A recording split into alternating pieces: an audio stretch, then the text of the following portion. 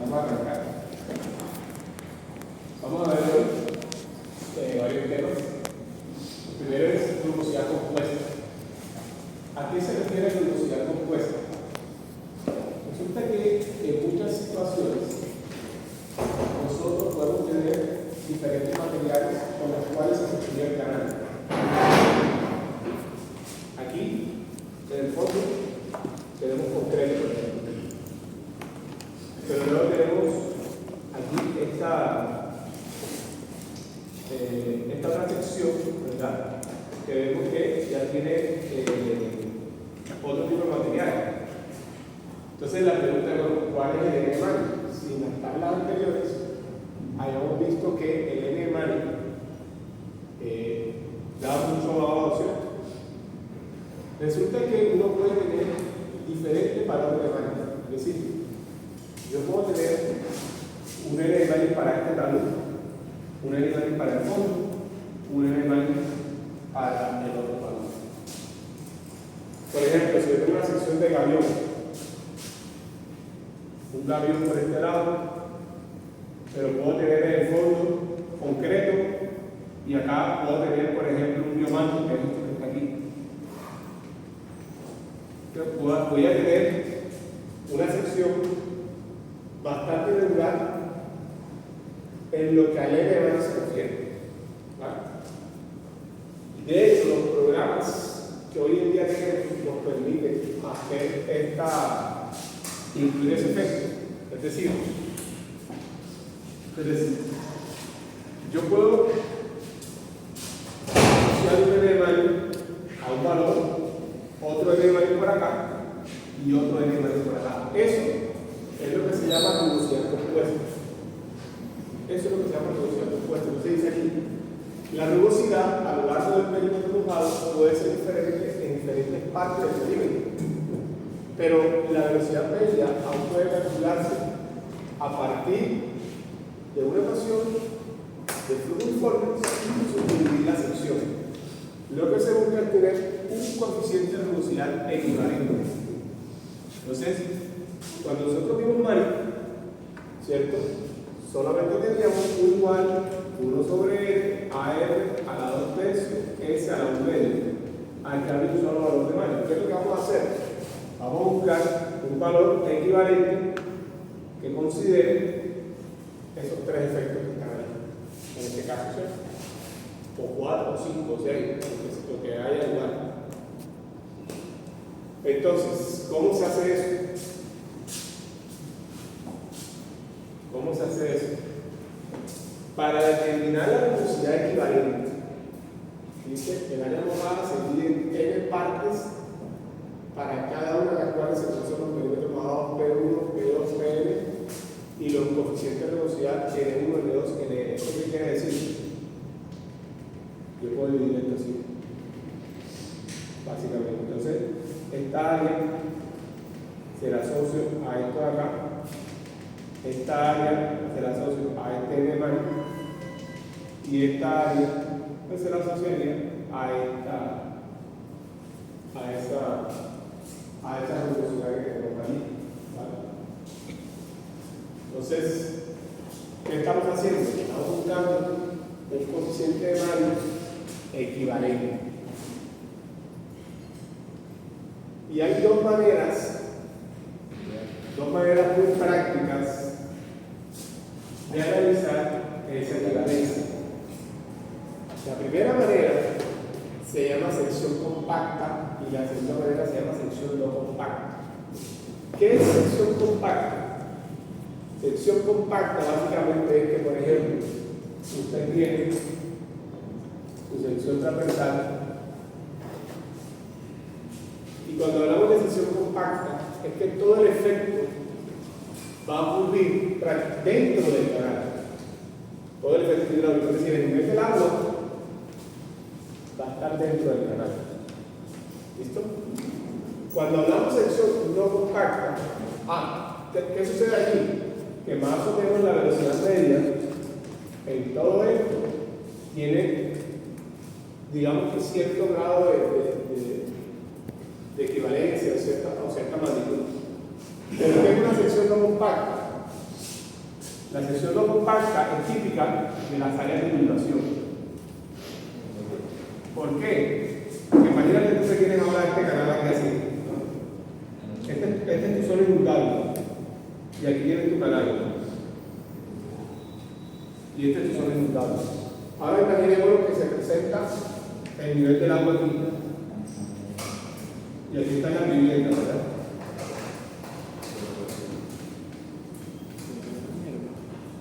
Ahí están las viviendas. ¿Qué pasa con la velocidad del flujo? Aquí. Miremos este nivel del agua. En estas zonas, tú vas a tener una velocidad 1. Y en esta zona de acá arriba, vas a tener prácticamente una velocidad 2. Pero la velocidad 1 es mucho mayor que la velocidad 2. Acá no. Acá en toda la zona la velocidad va a tender a ser muy parecida. Pero cuando usted está en una zona de inundación, ¿cómo se mueve el agua? En una zona de inundación, ¿cómo se mueve el agua? En la planicie de inundación. Lento, muy lentamente. Pero en el cauce, cuando está más compacta la sección, se mueve más rápido. Eso es solamente por el cambio de sección o de área. Claro, por el cambio de área. Porque es que aquí tiene un área muy pequeña. ¿Verdad? Y acá va a tener un área muy extendida que produce ¿qué?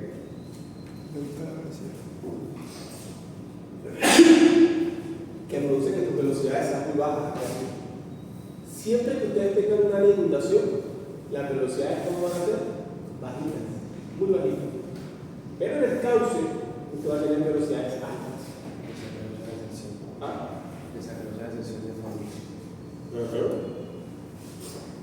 Entonces, ¿qué pasa? Cuando hablamos de sección compacta, estamos hablando de esto. En esa situación. Cuando hablamos de sección no compacta, estamos hablando prácticamente de la planicie de inundación. Tenemos que incluir ese efecto. Entonces, sección compacta es cuando básicamente el nivel del agua está dentro del canal. En otras palabras, en eso resulta la sección compacta. Y la sección no compacta, ¿qué es? Cuando ahora el nivel del agua queda por fuera del canal y llega a la planicie de inundación, produciendo una velocidad del flujo de la planicie de inundación muy baja en comparación con la velocidad del flujo en el canal. ¿Listo? Esas son las dos grandes diferencias que hay aquí. Ahora, ¿eso en qué se traduce? Miremos la sección compacta. ¿Listo? Asumiendo que cada parte del área tiene la misma velocidad media, esto que está aquí, la misma velocidad media de 1, de 2, de 3, de 1 va a ser aproximadamente igual a de 2, a de 3, aproximadamente igual a de sub n. Dice, las cuales a su vez son iguales a la velocidad media de la sección transversal, es decir, B1 igual a B2 igual a B sub n igual a B. Entonces, ¿cómo se determina ese coeficiente promedio de Mani? Fíjense, perímetro mojado 1 por N1, perímetro mojado 2 por N2, perímetro mojado sub N por N sub N. Por lo general tenemos 3 perímetros, ¿vale? Por lo general tenemos 3, 1, 2 y 3. Por lo general. Tener más ya no es algo tan común. ¿Y el término de abajo sí es perímetro total? ¿Ah? El término de abajo sí es El término abajo sería la suma de los 3 perímetros o de los n perímetros. ¿Vale? Entonces, con esa ecuación, ¿qué calculamos? El n equivalente. Si tengo una planicie de inundación, dice aquí, se asume que el caudal de flujo es igual a la suma de los caudales de las áreas divididas. Es decir, yo sumaría este caudal de acá más este caudal de acá para calcular el caudal total. Pero eso, básicamente, ¿cómo se hace? Se hace de manera indirecta, considerando esta expresión que está aquí.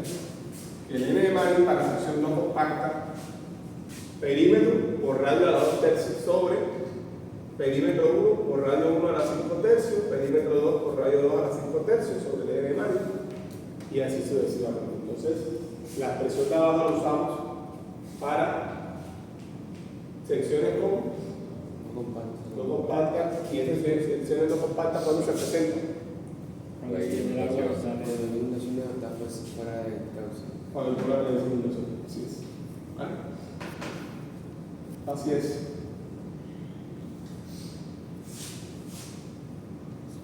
Bueno, ¿qué factores afectan el coeficiente de rugosidad? ¿Qué factores afectan el coeficiente de rugosidad?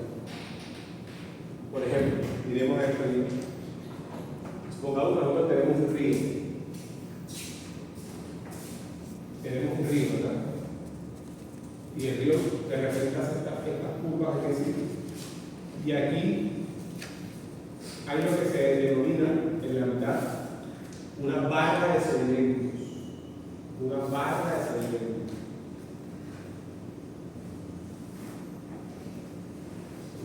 Y luego el río hace esta curva, es decir, ¿sí? ¿Qué sucede aquí? Esa barra de sedimentos que aparece ahí va a producir una velocidad mayor, porque la línea de corriente tiene que hacer esto que hace. La curva que hace produce una velocidad mayor, tiene que la línea de corriente ya no puede ir recta, tiene que doblarse. Entonces, esos efectos, esa barra de sedimento, por ejemplo, esas curvas, al final, ¿en qué se traduce? Se traduce en que voy a tener un coeficiente de velocidad un poco mayor. ¿Sí? Entonces dice aquí.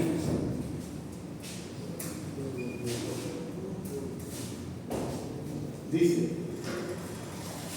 el coeficiente de velocidad puede variar a lo largo del canal y depende de varios factores. Este coeficiente de velocidad que aparece aquí, esos factores, sobre todo se dan para causas naturales. ¿Vale? Son más de causas naturales. Entonces, fíjense, ¿cómo se calcula el N de mayor promedio? Un N sub 0, que es el N base, que es el que usted obtiene con las tablas. Un N sub 0 que usted obtiene con las tablas. ¿Vale? N sub 1, valor para considerar el efecto de las rugosidades superficiales. ¿Qué son esas rugosidades superficiales? Que poca tierra, que puede haber aquí, en fin. Variaciones de la forma de la sección transversal. En un cauce natural que tiene, primero va con una sección así, después una más grande, después se reduce más grande, más pequeña. ¿Verdad? ¿Qué tanto puede variar eso? Rugosidad del efecto de las obstrucciones. El proceso de barra de sedimento, ¿cuántas barras de sedimentos hay en el cauce? Todo eso empieza a aumentar el coeficiente de rugosidad. Efecto de la vegetación y condiciones de flujo. Entre más vegetación, más se aumenta el coeficiente de rugosidad. Y N5, factor para considerar los meandros en el canal. ¿Qué son los meandros en un canal? Los meandros son las curvas del canal. ¿Y por qué son importantes los meandros? Ahí es usted que queremos ver este canal así. Y tengo este gran meandro aquí así. ¿Vale? Resulta que este meandro que está aquí, esto es el meandro, la curva es. Este meandro que está aquí, el pobre lector de velocidad, él estaba intentando hacer esto, ¿cierto? Pero se encuentra con el meandro y le toca hacer esto por acá. Y hace este recorrido que es este.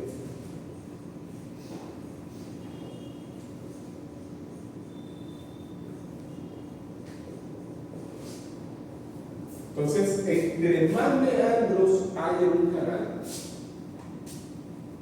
el el coeficiente de rugosidad al final va a tender a ser un poco mayor. ¿Saben una cosa que además pasa en los meandros? Resulta que el meandro es intentando meterse por acá mismo y empieza, con el tiempo los ríos aquí empiezan a erosionar este lado. ¿Y saben qué termina pasando? El meandro se termina rompiendo y el río termina siendo experiencia. Y esto aquí termina seco, sin agua aquí. Y con el tiempo, todo esto se mira formatado y ese meandro se tendría conociendo como la madre vieja. ¿Qué es la madre vieja? Era que la madre vieja del río, era el río iba por ahí, pero ¿qué pasó? Teniendo en cuenta la geomorfología fluvial de ese río, ¿verdad? Ese meandro se perdió. ¿Qué sucede? A ninguno de ustedes se les debe ocurrir nunca instalar, por ejemplo, supongamos que por ejemplo tiene un municipio y necesita construir un puente, ¿sí? O una estructura o una bomba toma para captar agua. Cuidado si les ocurre hacer alguna estructura, por ejemplo, una vía por aquí, ¿sí? O más bien, una bomba toma aquí para captar el agua, una bomba toma. ¿Qué les puede pasar? Con el tiempo, naturalmente el río va a tener ese problema. Entonces, ¿cuál es la sugerencia que yo siempre les doy a ustedes?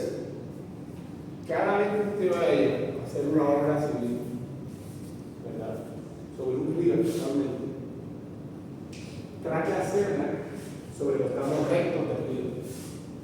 Las obras civiles se hacen sobre los tramos rectos del río. ¿Por qué?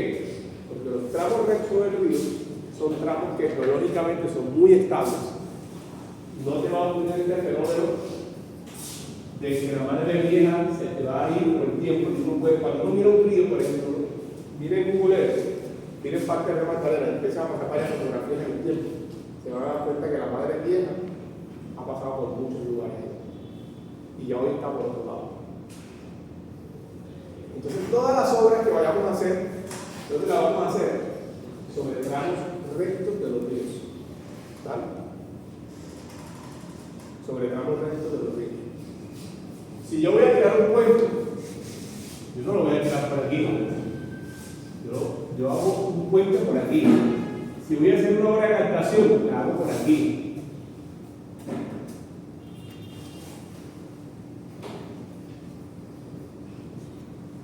Cualquier obra que yo vaya a hacer, ¿dónde la voy a ejecutar? Sobre tramos rectos del río. ¿Vale? Entonces, entre más meandros tenga el canal, ¿qué va a pasar? Mayor rugosidad. ¿Vale? Y aquí hay una tablita. Aquí hay una tablita que nos da estos valores. N1, N0, N1, N2, N3, N4, N5. Bueno, en el N0, ¿dónde lo sacamos? Ya de las tablas que tenemos anteriormente. ¿Vale? N1, grado de irregularidad. N2, variaciones de la sección transversal. N5, efecto de los meandros. ¿Vale? Dígame. Una pregunta. Yo he visto construcciones, por lo menos, que van a construir un puente, ya tomando en cuenta que se debe construir una parte recta. La construcción era como, o sea, había una parte recta, pero el puente lo hicieron curvo. No tiene nada. No. Lo importante es que no se haga, o sea, que el efecto importante es sobre el río, no importa la forma del puente, porque el río que te va a cambiar geomorfológicamente empieza a moverse. Por ejemplo, suponte que tú estás en una curva de un río. Haz una curva de un río. ¿Cierto? ¿Qué va a intentar hacer el río? El vector de velocidad aquí va a tender a hacer esto, ¿cierto? Va a tender a pegar por acá. ¿Qué va a intentar hacer el río en esta zona de aquí? Si el vector de velocidad está haciendo esto, ¿va a intentar aquí? A erosionar o a socavar esta parte de aquí. Entonces, en esta zona, ¿qué sucede? Hay erosión. Y si en esa zona hay erosión, en esta de aquí, ¿qué hay? Hay sedimentación. O sea, la parte externa de la curva, que es esta que está aquí, se va a presentar erosión, y en la parte interna, los temas de transporte de sedimento, aquí se va a presentar sedimentación. Entonces, si tú colocas, por ejemplo, una botapón aquí, ¿qué le va a pasar a tu captación? Se te va a socavar, se te puede ir, ¿sí o no? Si colocaste el puente aquí y aquí tienes un estribo, se te va a socavar el estribo y se te puede ir el puente. ¿Ya? Ahora, si tú tienes el tramo recto del río, este río no se va a mover mucho aquí. Y si tú colocas un puente curvo, pero tus estribos están aquí, no pasa nada. ¿Entiendes? Entonces colocar un puente curvo. ¿Qué es lo importante? Lo importante es que nosotros no nos metamos a la curva del río. Tratamos de sacarnos de esa curva lo que más podamos, irnos de esa curva lo que más podamos. ¿Ya? O sea, no hay que hacer ningún cálculo para eso, simplemente uno que mira la fotografía con Google. Tramos que ustedes ven que son muy inestables del río, por ahí no construyen nada. ¿Vale? Oigan, en muchas situaciones,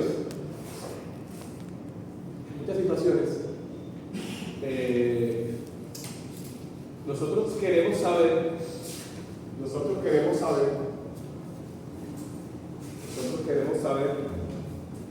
cómo para diferentes profundidades, si yo tengo una sección transversal, cómo varía el caudal para diferentes niveles. ¿Cómo varía el nivel del caudal para diferentes niveles? Y eso se llama las curvas de capacidad. Que esas curvas de capacidad nos van a servir mucho para poder diseñar obras o estructuras un poco más complejas que las que estamos viendo. Por ejemplo, la vemos en el curso de estructuras hidráulicas, como por ejemplo una presa. ¿Vale? Entonces, dice, curvas de capacidad que son, representan las relaciones nivel caudal. Estas relaciones suelen ser útiles para el diseño de estructuras hidráulicas. Para su determinación se evalúa la profundidad del flujo desde la cota de solera hasta la cota de coronación. Y aquí hay un ejemplo muy sencillito. Dice aquí, con base en la ecuación de Mario, determine la curva de capacidad para un canal rectangular de base de 2 metros, n de 0.014 y pendiente de 0.005. Entonces, ¿qué es la curva de capacidad? Ustedes saben, si el área es rectangular, ¿cuánto vale la sección rectangular? ¿Cuánto vale el área? B por 10. Radio hidráulico, área B por 10. Perímetro, B más 210, ¿cierto? Me dicen que la base, ¿cuánto vale? 2 metros. Entonces, ¿qué hago aquí? Si Y vale 0, ¿cuánto vale el caudal? 0. Si Y vale 0.1, ¿cuánto vale el caudal? 0.2. Si Y vale 1 metro, ¿cuánto vale el caudal? 6,63. ¿Qué es 1 metro? 1 metro va a terminar siendo, en este caso, si este es mi canal, 1 metro sería esta altura, ¿cierto? Desde la cota de solera hasta la cota de ¿qué? De coronación. ¿Cierto? Tengo una pregunta. Las fórmulas de sección última que vimos en la clase pasada solamente se usan ahí en el tema de sección última. O sea, en estos casos se utiliza la fórmula de área y perímetro normal. A ver. En esto tú siempre vas a usar el área que tenga físicamente, ¿cierto? Si esa área físicamente, por alguna razón, te coincide con el área de sección óptima, mejor, ¿vale? Pero vimos que era difícil que esto coincidiera, ¿cierto? Porque hay muchas restricciones. Si físicamente tú puedes adoptar esa sección óptima en tu diseño, fabuloso, pero si no, no es nada. ¿Sí? Entonces, fíjense, yo construyo esta curva de capacidad. ¿Para qué me sirve esto? Pues es muy sencillito. Si me dice, oiga, para un nivel de 60 centímetros, ¿cuál es la capacidad de su canal? 3 metros cúbicos por 3 metros cúbicos por segundo. Lo determinar gráficamente es muy rápido, ¿cierto? Vamos a hacer un ejercicio aquí. Vamos a hacer un ejercicio.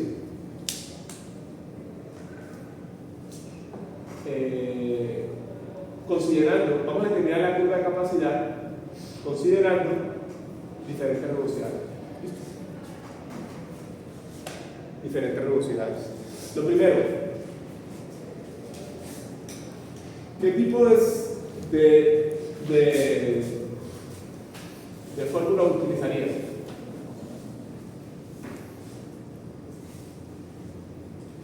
¿Sección compacta o no compacta? Comparte. Vale. Entonces vamos a hacer este mismo ejercicio ahora. ¿Vale? Vamos a hacer este mismo ejercicio, pero considerando esos n de varios. Esto es como si en el fondo, esto es como una obra en donde yo mismo que hago aquí, coloqué los muros aquí, un muro de contención de este lado, de concreto, un muro de contención de este lado también coloqué un muro de contención, y en el fondo coloqué un enrocado. Esa es la obra que estoy realizando. ¿Yo lo veo? Eso es más o menos lo que es. O sea, yo construí aquí, supongamos que aquí había viviendas, no tenía otra sino hacer un muro de contención. Entonces hice un muro de contención aquí, porque por alguna circunstancia estas viviendas podían obviamente sufrir deslizamiento o algo por el estilo. Pero en el fondo, ¿qué coloqué? Para ahorrar costos, un enrocado de contención. ¿Vale? Entonces, vamos a calcularle la curva de capacidad a esa sección rectangular. Vamos a hacerlo. Entonces, vayan pensándolo. Damos unos 10, 15 minuticos y a los 20 minuticos y lo resolvemos en el tablero. ¿Listo? Entonces, vayan teniendo en cuenta.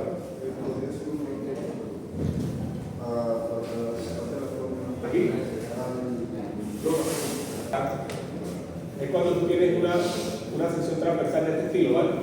Y todo tu nivel de agua ocurre aquí dentro. ¿Listo? Esa es sección compacta. Pero cuando tú tienes una planicie de inundación y tu nivel de agua ocurre por acá, yo les decía a tus amigos, esta es la planicie de inundación. La velocidad de la planicie de inundación tiende a ser muy pequeñita. Entonces, en el canal tú tienes una velocidad 1 y en la planicie de inundación tiene una velocidad 2. Resulta que la velocidad 1 es mucho mayor que la velocidad 2. Acá no. Acá tú tienes una velocidad media muy parecida en todos lados, pero acá sí hay una gran diferencia. Cuando tú tienes diferentes velocidades, en el canal, para calcular la rugosidad equivalente, cuando tienes diferentes rugosidades, o usas esta ecuación de sección compacta, es cuando todo el caudal es contenido en la sección, o usas esta ecuación de sección no compacta, es cuando tienes una sola inundación y tu carga como tal. Entonces aquí vas a tener dos velocidades. Para considerar ese efecto de esas dos velocidades, por eso tú puedes usar otra ecuación un poco distinta a la. ¿Vale? ¿Sí me vamos a entender? Bueno, vayan El trabajándole. ejercicio Vayan trabajándole. Y ya lo revisamos, ¿listo?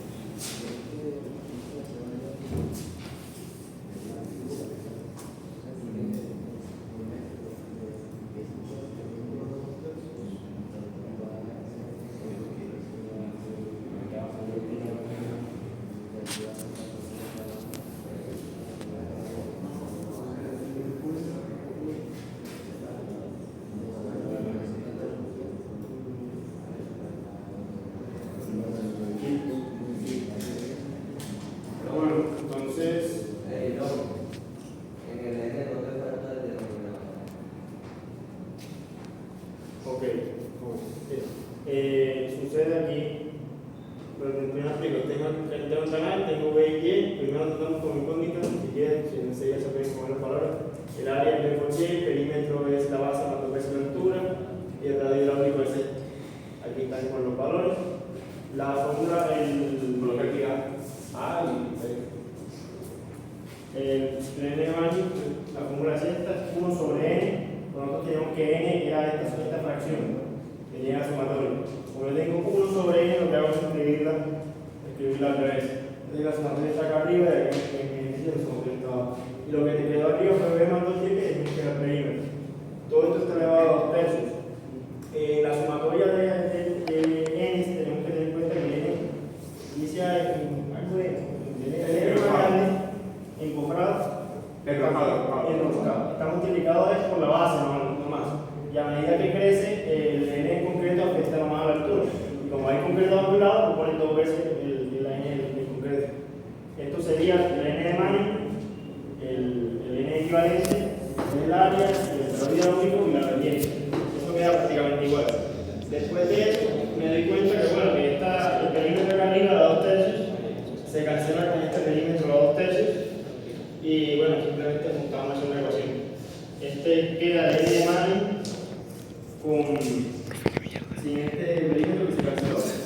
Este área a 2 tercios lo metí acá adentro porque tengo mi componente. Y me quedó afuera este 2y, que es el área normal, la fórmula de Manin está ahí. La pendiente queda exactamente igual, que hace la fórmula que tenías. De ahí para los valores de los casos. Y aquí ya te va a dar entonces pero claro, llevaría de 0 a 1, ¿no? Bueno, de 0 a 2, de 0 a 1. 4, 0. ¿De 0 a cuánto? De 0 a 1. De 0 a 1. Entonces empieza con 0. 0, 1. Bueno, dale cada uno todo para que 0, ya, 0, 2, 0, 4, 0, 6 y 1 ya. 0, 8 y 1. Y dale valores para que lo haga la reunión.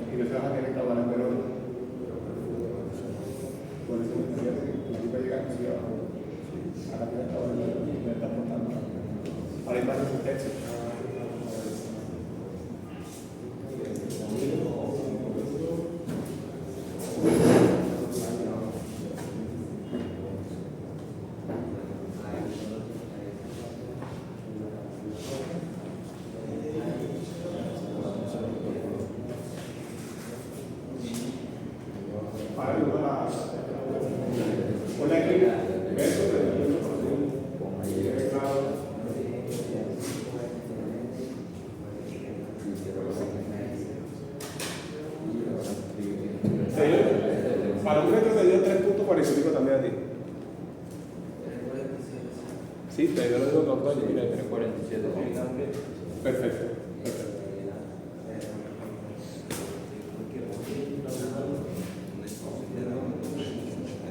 En la curva de la vibración se acostumbra siempre a dibujar en el eje X caudal y en el eje Y la profundidad fluvial.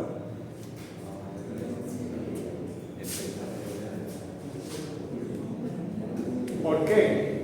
Porque es como si una tuviera la sección transversal. Vamos a mostrarle un poquito por qué.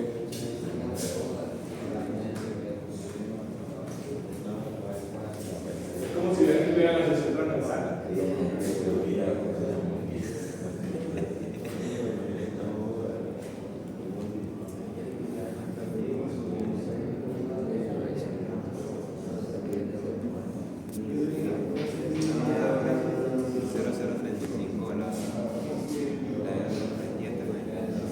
Vale, ¿cómo vaya a caudal? Bien, caudal.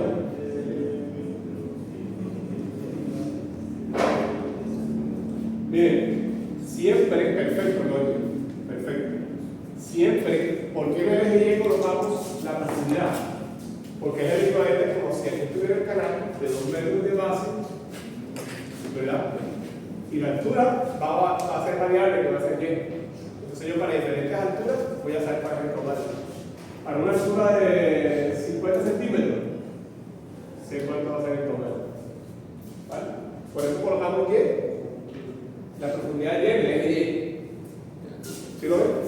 Es más, uno, esto se acostumbra a dibujar así como se lo estoy presentando. De este lado la sección transversal y de este lado la curva de capacidad. ¿Vale? Chicos, bueno, una práctica para su casa. Una práctica para su casa. Calculen la curva de capacidad.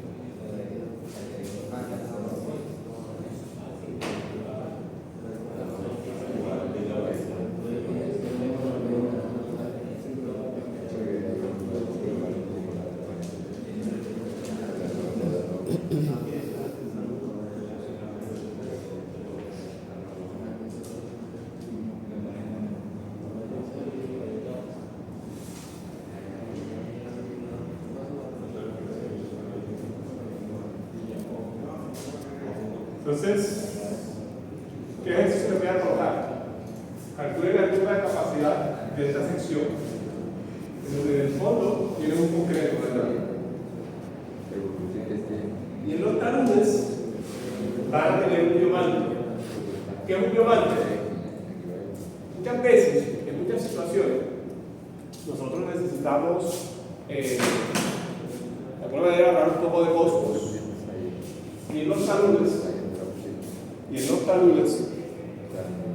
estos taludes que están aquí, vamos a colocar 1, 1. ¿Qué hacemos? Está el talud natural. Y se le coloca a ese talud natural, se le inserta semillas con un manto. Eso se llama un biomanto. Y esas semillas empiezan a crecer. ¿Vale? Y eso es grama, termina siendo grama.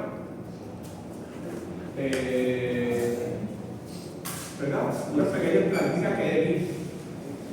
Este es un tipo de tecnología que se suele utilizar cuando usted tiene taludes erosionantes. Entonces usted puede instalar un biomanto. ¿Verdad?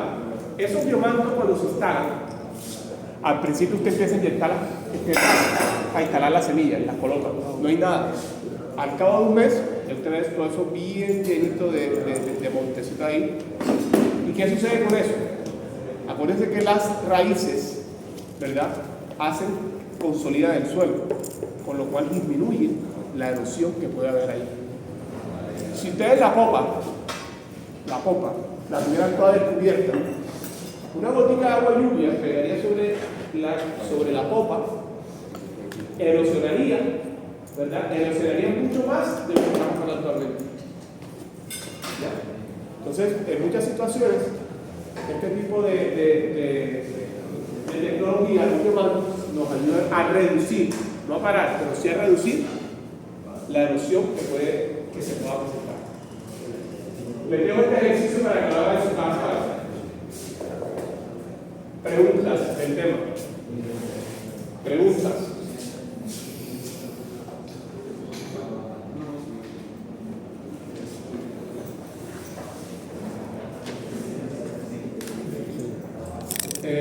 Una cosa, chicos.